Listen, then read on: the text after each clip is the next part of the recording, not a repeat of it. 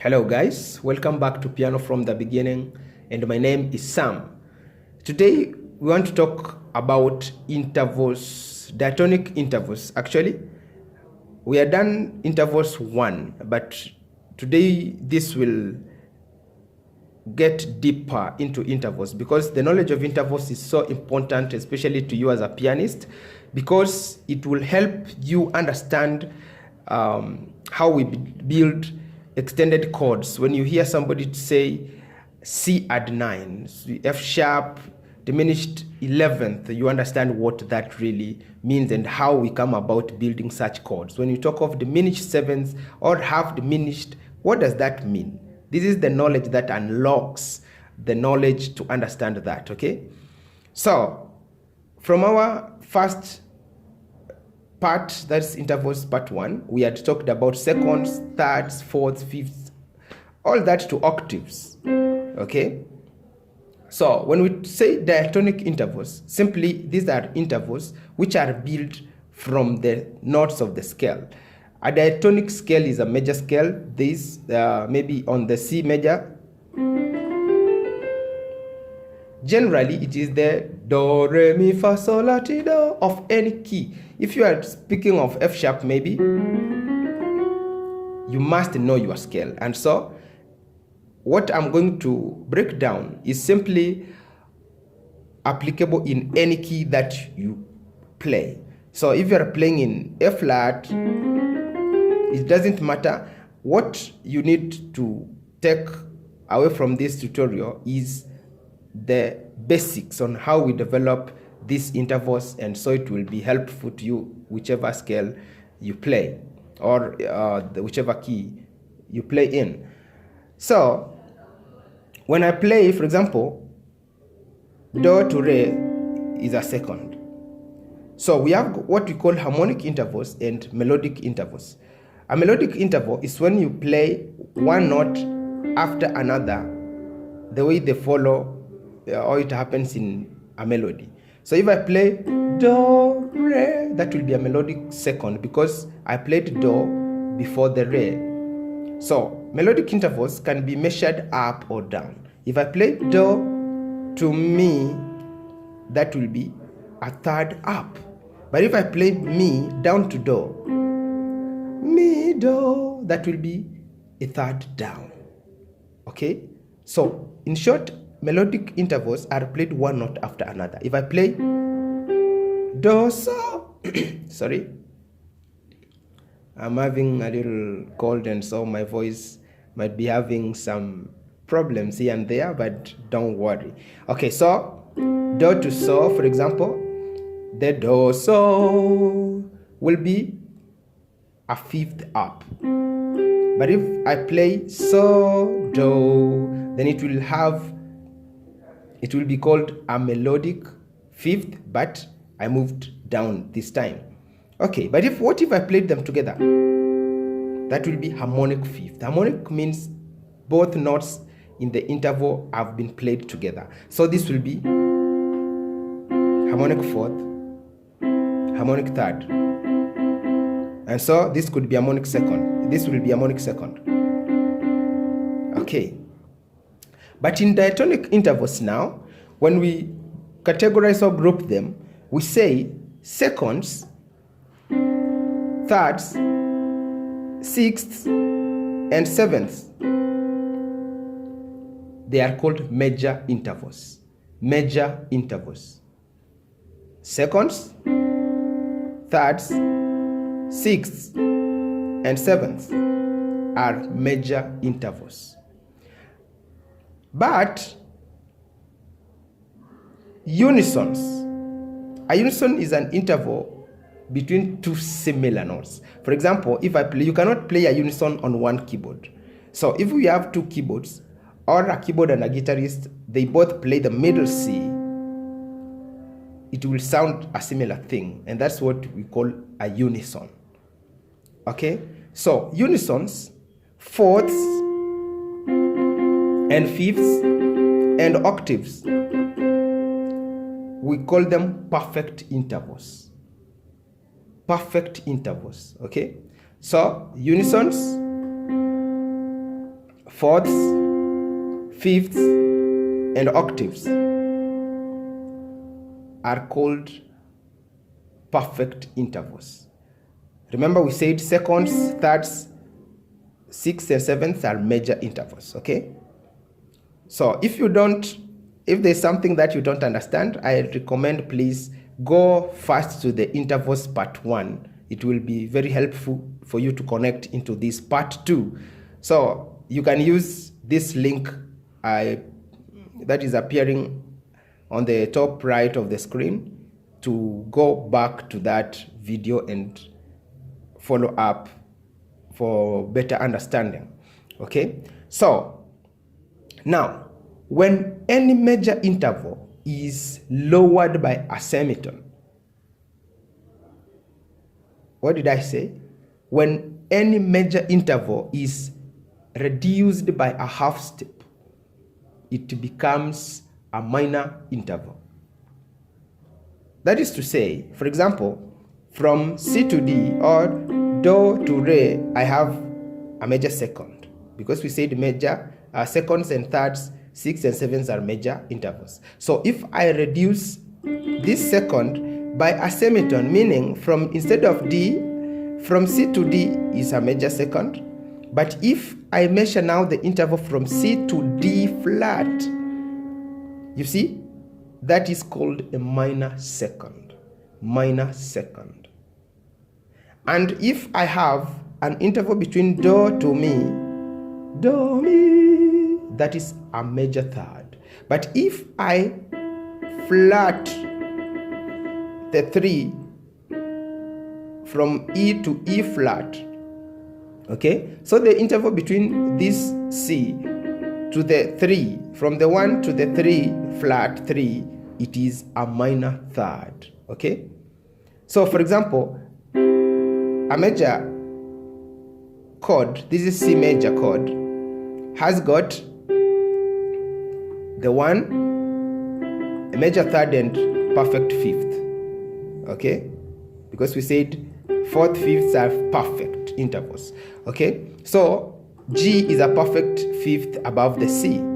So this makes us have a major chord or major triad. But if I flat the third, now it becomes a minor third. So the 1 minor third and the perfect fifth will give us a minor triad. Okay? Yes, and that applies in any scale. So if you were in F sharp, Do, Re, Mi, Fa, So. So my 1, my 3, and my 5, which is, my 5 is now a perfect fifth from the Do, and then I have a major third, so it gives me F sharp major. But if I flat, meaning lowering the 3 by half, so it comes to A natural, you see, this gives me F sharp minor. Okay, by virtue that the third is minor now. We are having a minor third from the F sharp to A. Okay, and that happens even to sixths. If you measure a major sixth, like this one, Do to La in any key is a major sixth, Do to La. So if you flat, you lower this interval by playing a flat on the sixth, it becomes minor sixth. Okay, correct. So if you have a seventh, major seventh, flat the seventh, so from the Do to flat 7, that is a minor seventh. Okay, yes. And we had said, so if you have a C major triad or any triad, major triad, and add a flat 7, that's a minor seventh above it, it becomes a dominant chord. So F sharp major 7, this is the major seventh, from F sharp to F is a major seventh. If you flat it down, meaning you lower it by a half step, it becomes a minor seventh. And so if I play it over the F sharp major, it becomes F sharp 7, or dominant seventh as commonly called. Okay, that's it.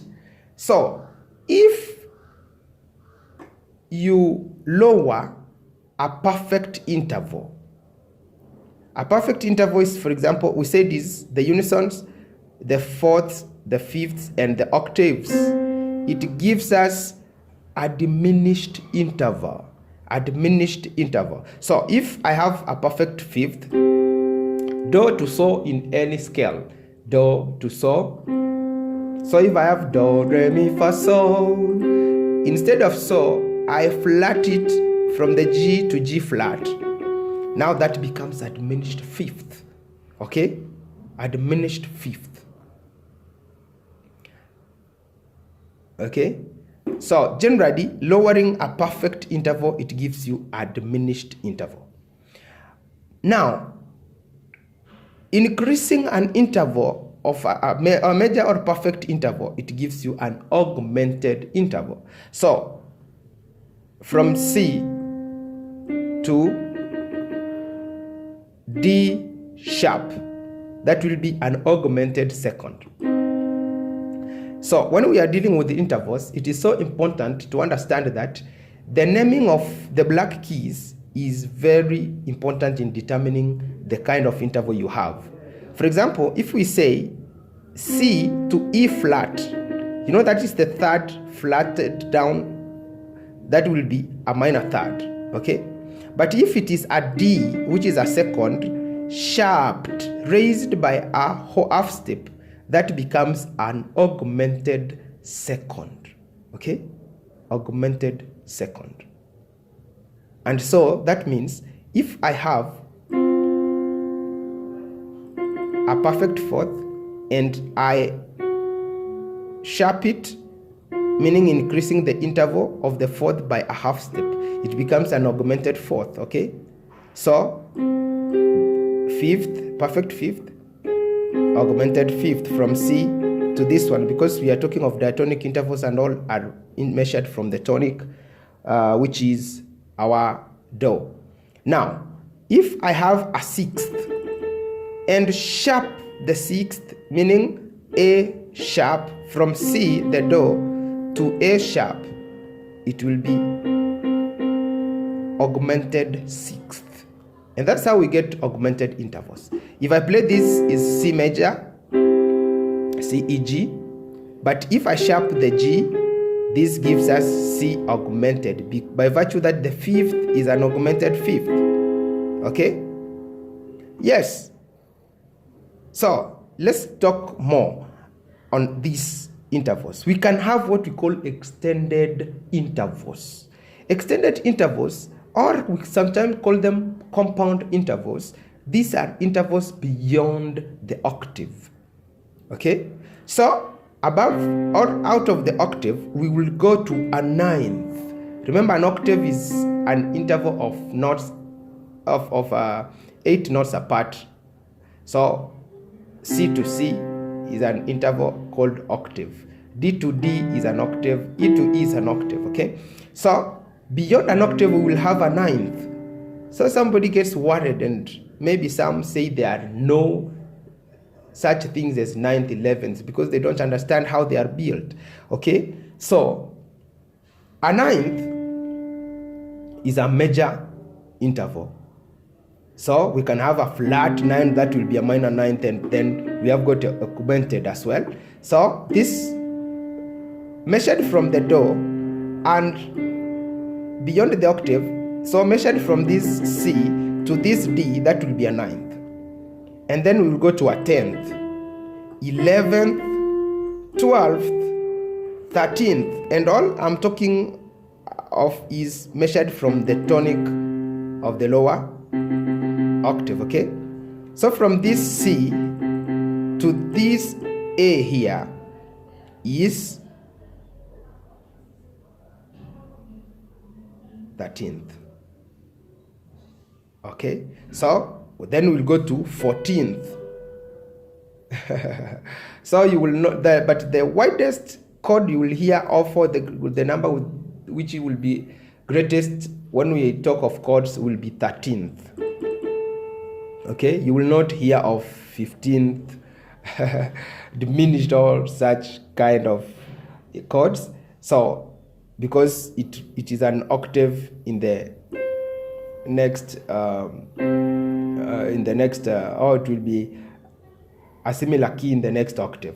Now, so we have beyond the octave, we go to 9th, 10th, 11th, 12th, 13th, 14th, but 15th will be the same key in the next octave. So you can't hear of 15th chords.